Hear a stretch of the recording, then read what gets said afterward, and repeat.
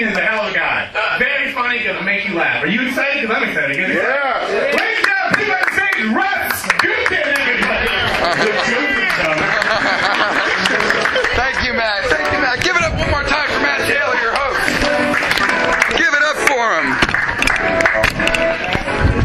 Good evening, good evening. Thank you for having me, Wheezy. Thank you for having me at Wheezy Hood. Coincidentally, I'm a Jew. Thank you, you're welcome. So perfect timing for me to show up. I feel very safe and like this is going to work out. So thank you. And I am flammable, in case you were wondering, any of our German audience members. Now listen, I know we just had Christmas. Did you guys have a good Christmas? Yep. I had a fucking great Christmas because my wife is a Guinea Italian woman, so I get shit on the holidays now. Because the Jews don't hook you up. You get fucking batteries. My dad works at Radio Shack. That's what I got for fucking Christmas. Batteries. I didn't get anything to fucking use the batteries with. He's just like, here's some fucking AAAs. Good luck. But this is true. People think Christmas is the best holiday in the world, but it's not. Because Yom Kippur, the Jews have Yom Kippur, it's the best holiday in the world. You fast for one day, all your sins for the year forgiven. Right?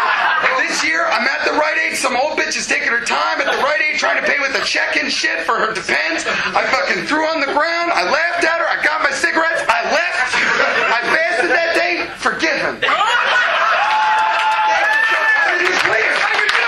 Thank you. I'm thinking about flipping a kid in a crosswalk next year.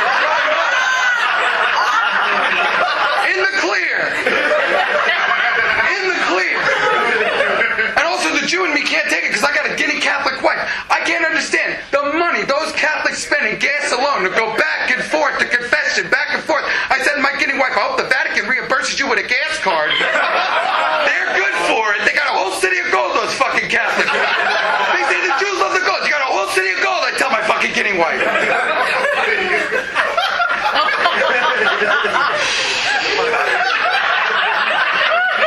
Were you guys watching the NFL today? Were you guys watching the NFL today? Yeah. All right, well, listen, my wife's a Jets fan, so J-E-T-S, Jets. All right. Suck it, Tom Brady, you handsome son of a bitch. That's what you get for being so handsome, Tom.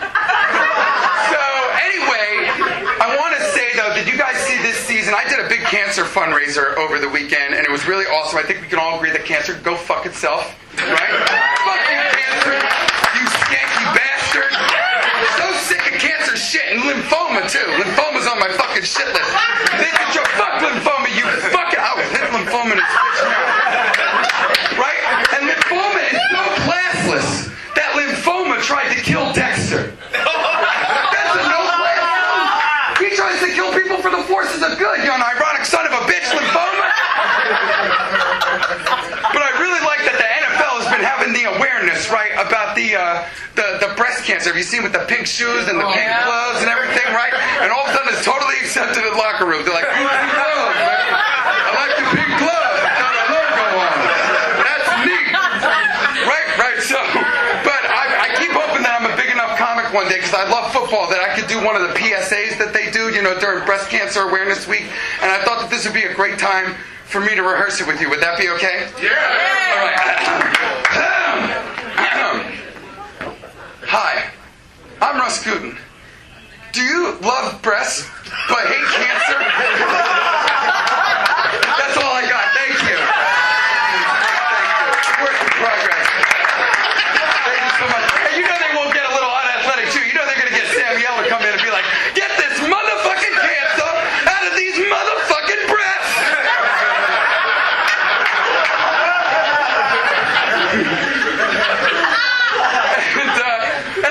I think that we should create awareness about all kinds of things. I noticed the other month that it was Domestic Violence Awareness Month, ladies. And listen, I'm an original guy. I'm going to be original tonight. You shouldn't hit the ladies, sir. I know, it's crazy. Don't hit the ladies, right? But then I saw this billboard. And it said, domestic violence exists. And that is true, ladies. We need to be aware of this. That domestic violence exists. If you do not shut your trap and cook me up a sandwich, medium rare, okay? That's an awareness that needs to be created. Thank you. And I'm kidding about that, because I got a fucking Guinea wife. She will shank me. One of those fucking lesbian ladies on MSNBC lockup. She will fucking do the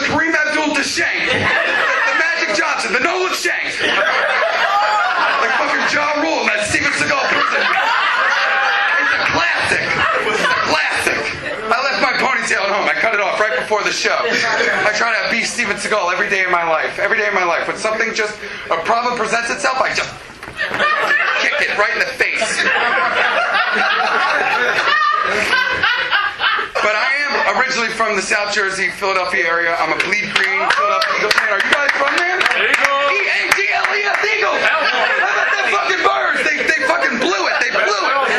And you know why they blew it? Because Andy Reid manages the clock like he manages his diet and raises his children haphazardly. Run the ball, Andy! Andy, you fat fuck. Anyway. But a lot of people are still very mad at Michael Vick for what he did to them dogs for the dog-a-host, okay? No, listen, I am totally against what he did to them dogs. Okay, but I want to say for the record, Ben Roethlisberger is a rapist, and Michael Vick never raped one of them dogs. Not one. And he didn't rape two of those dogs twice. Thank you so much. Okay, Ben Roethlisberger's been an athlete a long time. He's only raped twice that we know of. Right? And then when I'm watching the Birds games, I got the Nest of the West 2 Electric Boogaloo at Big Wang's in Hollywood every Sunday, right? And we watch the games. And people still get mad at me every time fucking Michael Vick scores a touchdown like I killed the dogs. Like, fuck you, dog killer! I'm like, whoa, bro, I never killed any dogs. And I'm totally anti-dog rape. I went over that earlier in the bit. Okay, I'm anti-dog on dog rape. I'm anti-man on dog. I'm anti-possum on cat. I'm sure that's happened in nature. I'm sure some possum is that way with cats, miss. I don't even like cats. I think all cats are snooty pricks that walk around the room like they fucking own the place with their fucking catitude problem. Looking at me like, what are you doing here? I'm like, what are you doing here? I'm a fucking man. You're a fucking cat, right? But then it comes up to me and I'm scared. Right? Because they come near me, I get really freaked out. Right? Because I'm really deathly afraid of them. I hate the fucking musical. It's got no linear narrative. It's just shit. And I'm allergic to them. I don't like them. I don't like their attitude. I don't like the musical. I'm allergic to them. I still don't think that they should be raped by Michael Vick or a possum or Ben Rapelessberger. I don't know how you pronounce it. It sounds German and I get nervous. Thank you.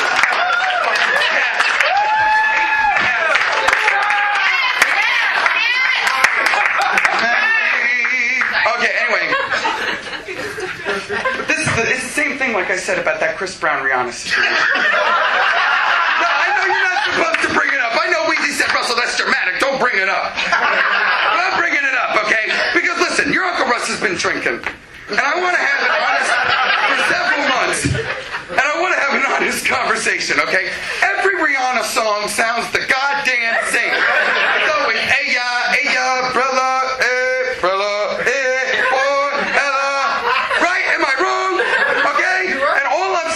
is that after a while, you get those calls in the middle of the night all the time, like, hey, Chris, it's Rihanna, you think I should go, hey, when I go, hey, you can see how that can get fucking annoying after a while. Right? But you still should hit the ladies, but you know Chris Brown's like, damn, this bitch is tripping. I got something stuck in my braces, breakdance move, backflip.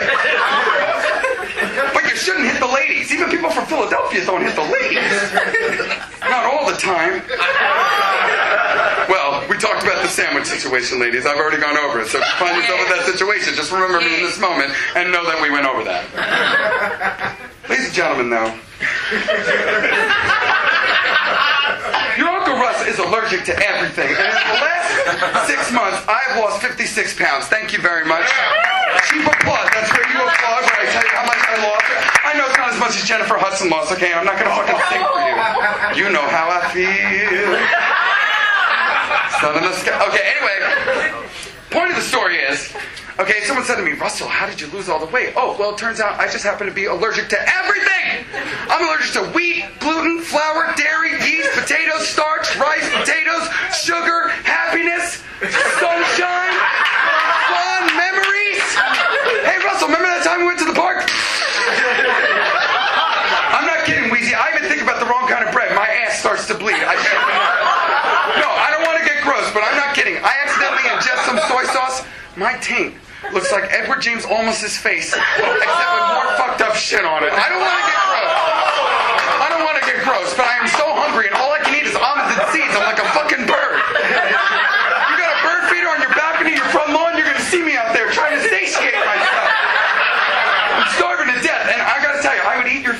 I would eat your face. If I didn't think that your face cream had gluten in it, which I'm certain that it does, I would eat your face. Thank you. And ladies and gentlemen, before I leave you all tonight and go back and avoid getting shanked by my guinea wife, look, she can cook, but she's also good at money laundering. It's a genetic thing. Thank you. God bless her. God bless her heart. I want to thank all of you on November 2nd for supporting your Uncle Russ in not legalizing marijuana. Woo! Wait, I'm just kidding. I am so upset. I love weed, but you can't really tell because I just smoked some out front, so I'm pretty calm about it. And this is why you need it. And okay, and I'm just glad though that it didn't go completely away. That the weed shop still exists, right? Because when you go into the weed shops, all the weeds have the great names like L.A. Confidential, Carrot Top, which is muscly and awkward, right?